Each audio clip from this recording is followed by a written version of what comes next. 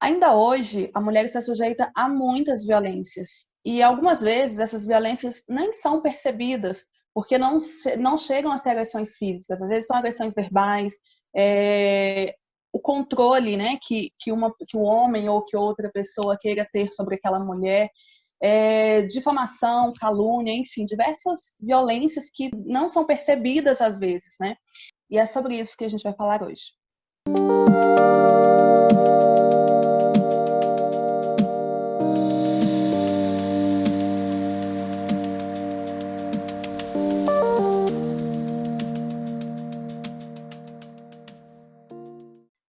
Nessa sexta, dia 27 de novembro, é comemorado o Dia Internacional para a Eliminação da Violência contra a Mulher.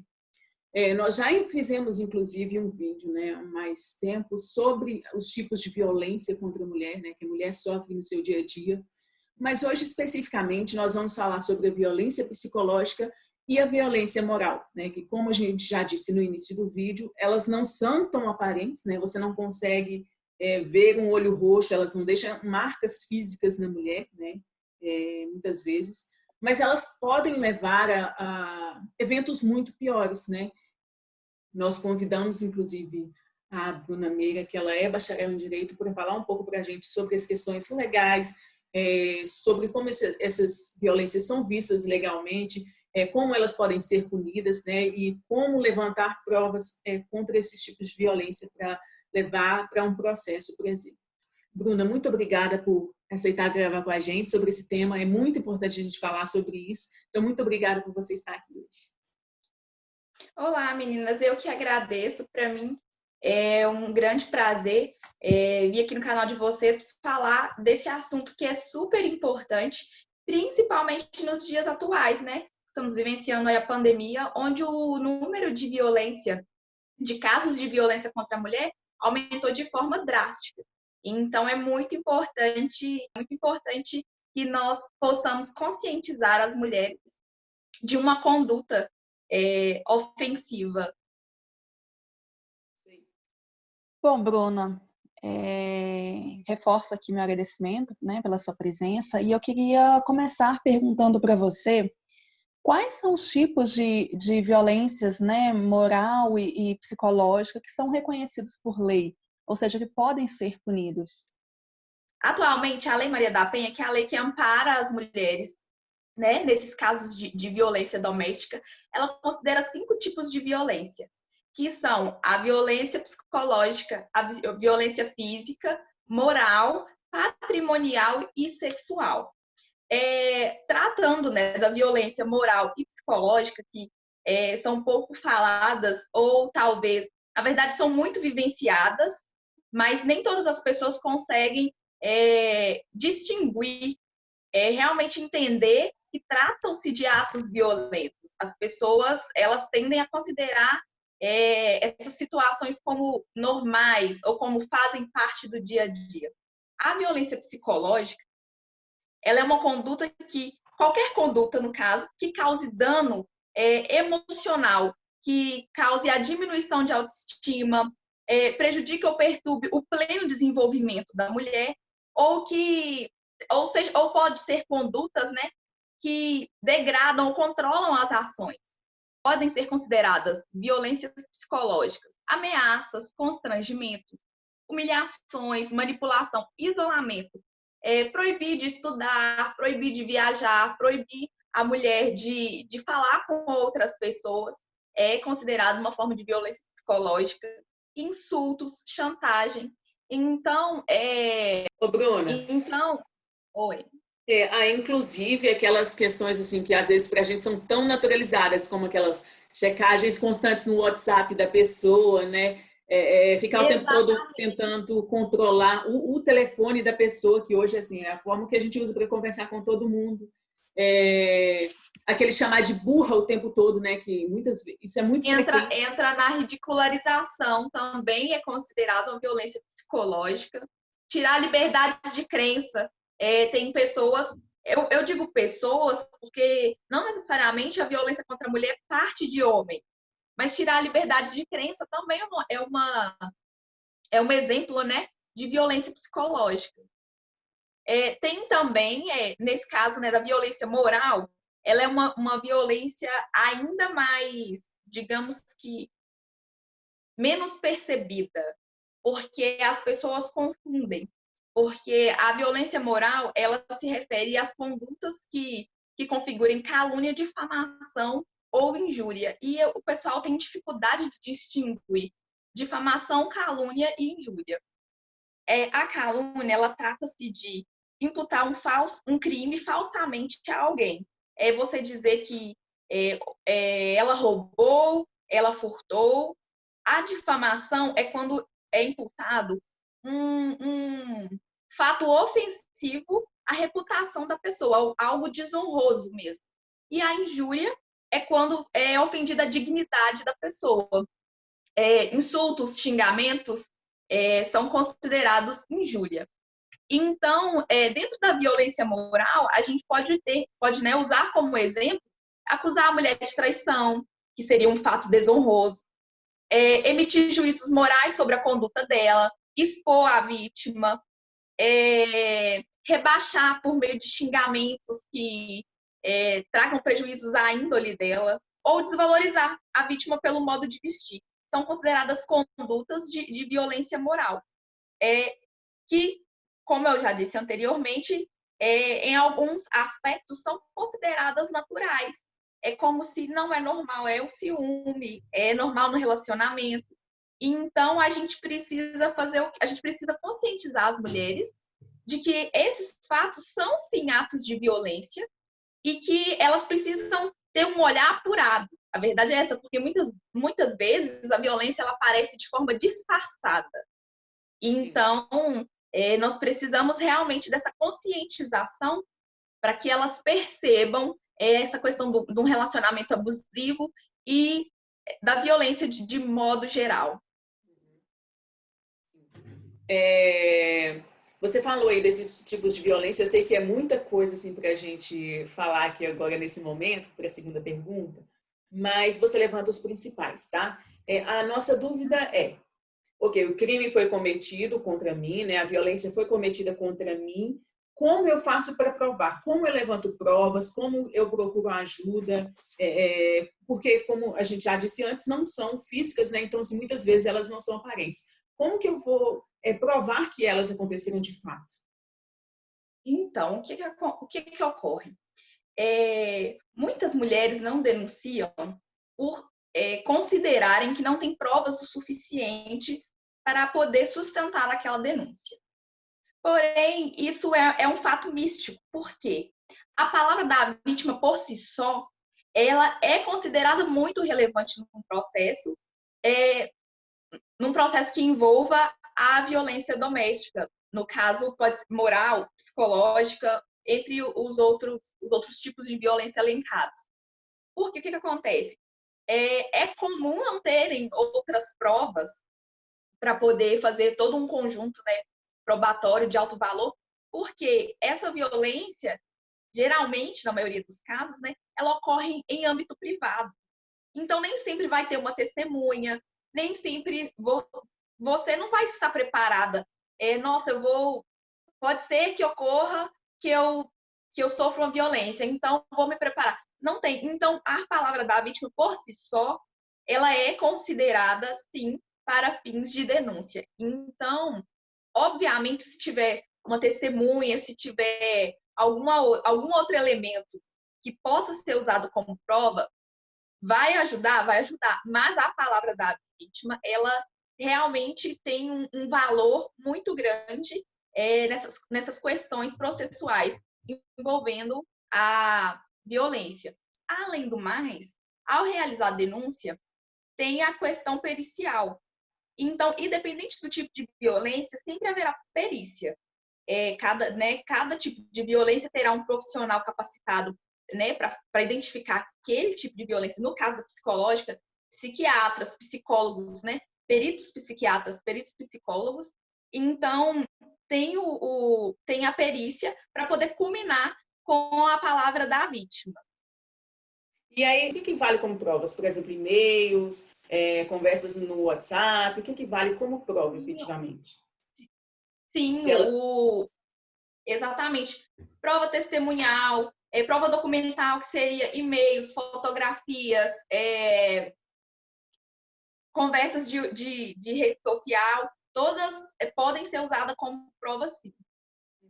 E aí, para ela juntar essas provas, vamos supor que a pessoa pagou a conversa no WhatsApp e tal, ela pode, por exemplo, recuperar esse arquivo, ele vai valer da mesma forma, e aí ela leva impresso. Como que funciona isso? Hoje em dia, a maioria dos processos, né, eu acredito que já em quase todas as comarcas, eles são digitais. Então, o famoso print já seria o suficiente para poder combinar com as demais provas, né, e instruir um processo. O e-mail digital mesmo já funcionaria. E Bruna, me conta uma coisa, se a mulher sofre um desses tipos de violência, né, faz a denúncia, quais serão as medidas preventivas para essa vítima? Então, o que a lei prevê, né, aí para proteger essa mulher desse agressor ou dessa agressora? Então, a Lei Maria da Penha, ela traz consigo diversos dispositivos de medidas preventivas ou protetivas, né? Nos casos de violência. Algumas delas são afastamento do lar. Pode ocorrer o afastamento do lar, do domicílio e o local de convivência familiar por parte do agressor. O juiz pode determinar também a proibição de determinadas condutas. Pode ser aproximação da ofendida dos familiares e testemunhas, contato com a ofendida por qualquer meio, incluindo, né, por qualquer meio de comunicação.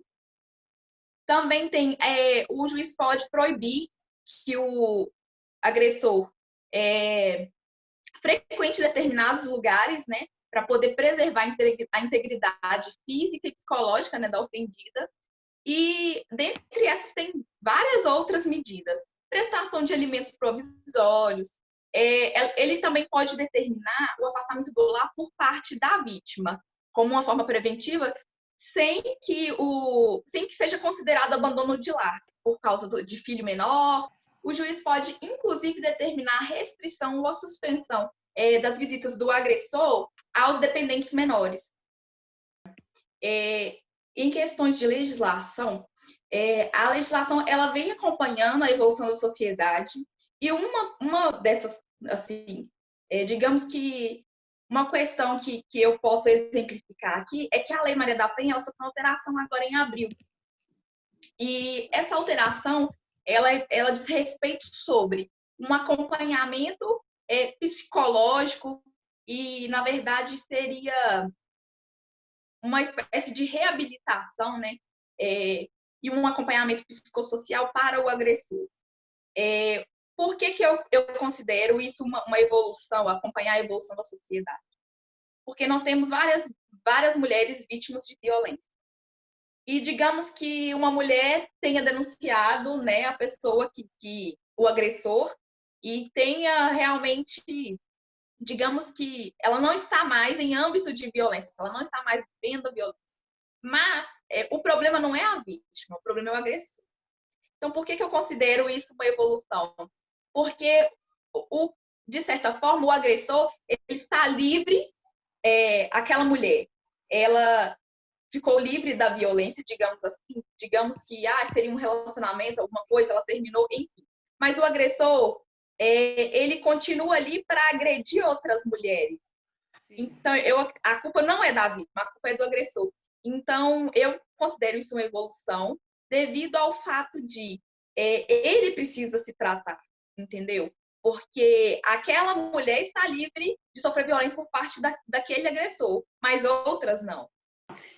Você fala um pouco dessa, né, que a palavra da vítima basta para esses casos, só que a gente teve há pouco tempo, agora recentemente, uma grande mobilização pelo caso da Mária Ferrer, assim, que levantou uma discussão, né, muito ampla sobre as dificuldades da mulher para falar no caso, por exemplo, de um abuso sexual. A vítima denunciou, apresentou várias provas, né, no caso da Mari, várias provas físicas, filmagem, roupa íntima com sêmen do agressor. As filmagens mostravam que ela aparentemente estava embriagada, né? E, enfim, o caso foi a julgamento e tal, ocorreu o processo.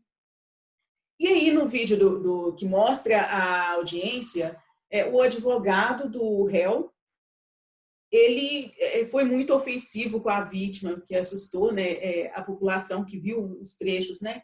Ele foi muito ofensivo, humilhou essa vítima. Eu vi até um posicionamento de uma advogada falando que casos assim é muito comum você desqualificar a vítima, né, tirar essa moral da vítima, né, nesses casos, para tentar ganhar a causa. A nossa pergunta como que faz para dar um amparo para essa vítima, né, que está fazendo, independente da denúncia que ela está fazendo, que ela está apresentando ali, para que ela não sofra esse tipo de agressão em um julgamento, dentro de um julgamento? Existe um amparo legal? O posicionamento desse advogado foi totalmente contra isso? Existe esse amparo? Como que deveria proceder? Como que a gente faz para que as mulheres elas não tenham medo de denunciar, que elas não sofram esse tipo de agressão em julgamento, em juízo? No caso Marifé, que nós vemos? Para ser sincera, eu vi um posicionamento super machista e sem profissionalismo. Então, a mudança ela tem que partir na cabeça das pessoas. Eu entendo, sim, que a legislação ela tem muito que evoluir e tal, mas você pode perceber o tempo todo, né, pelo menos nas notícias que a gente viu por aí, que o problema todo está na conduta dos julgadores e do advogado, do pessoal que estava presente lá, do Ministério Público. E aquilo ali é passível de punição pelo órgão de classe, porque a gente vê o tempo todo que o pessoal que estava envolvido ali, eles não atuaram com profissionalismo. Na verdade, eles não foram pessoas neutras. Essa que é a verdade. A lei estava ali para amparar a vítima, para poder fazer a justiça. Mas a justiça ela é feita pelos homens. Os homens que eu digo ser humano. Existe um amparo para a mulher nesse aspecto? Existe onde ela pode recorrer? O que ela pode fazer para que ela não sofra isso? Ou se ela sofreu? Nesse caso, a mulher, no caso a vítima, né, ela tem que recorrer aos órgãos de classe. No caso dos advogados OAB, magistrado AMAGES, para poder fazer uma denúncia relativo, né, àquela atitude, aquele posicionamento que a pessoa teve ali. Porque as entidades, os órgãos de classe, eles têm os regulamentos internos que não permitem esse tipo de conduta. A gente tem que ser mais neutro possível.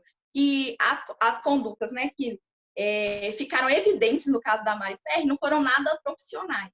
Então, essas pessoas passível de punição mesmo pelos órgãos. A pessoa que se sentir vítima, ela pode apresentar, abrir um processo para comprovar e pedir essa punição, é isso? Exatamente. A pessoa que se sentir ofendida, que perceber que foi uma conduta pouco profissional, né, por parte, né, dos julgadores, de quem estiver presente, tem que procurar o órgão de classe e denunciar, abrir um processo para que esse órgão de classe talvez tenha outras denúncias, porque geralmente quando acontece isso, como é uma coisa pessoal, na verdade, nada mais é do que a pessoa misturar o pessoal com o profissional. Como é uma questão pessoal, coincidentemente, ocorre de ter várias denúncias sobre a mesma pessoa no mesmo sentido, entende? Então, o órgão de classe vai apurar e punir devidamente a pessoa que cometeu aquela conduta. Entendi. Bom, pessoal, então é isso. Nós agradecemos muito, Bruna, a sua presença. A gente realmente precisa falar sobre isso, porque como a gente já trouxe anteriormente, são situações que às vezes nós não percebemos. Então, para que isso seja visível, nós precisamos discutir, nós precisamos falar e nós precisamos nos conscientizar, né, dessas atitudes que podem vir a ser a se tornar, né, ter consequências muito, muito grandes. Curtam o nosso vídeo, gente, compartilhem se vocês gostaram desse conteúdo, passem para outras pessoas, para que essas outras pessoas também entendam sobre esses tipos de violências não visíveis. É isso aí. Bruna, reforço o agradecimento da Silvia. Muito obrigada por você ter vindo aqui falar com a gente hoje. Assim, foi muito importante falar sobre esse conteúdo, né? A gente espera ter ajudado quem está em casa a entender um pouco mais sobre o assunto. Se tiverem dúvidas, podem deixar aqui nos comentários que a gente procura a Bruna para responder para a gente. Eu que agradeço mais uma vez a oportunidade de estar aqui. Me coloco à disposição para eventuais dúvidas. E o que eu tenho a dizer é que nós devemos sim encorajar as mulheres a denunciarem os atos de violência sofridos. Não se calem. Sim. Pessoal, muito obrigada e até a próxima. Tchau, tchau. Até mais, pessoal.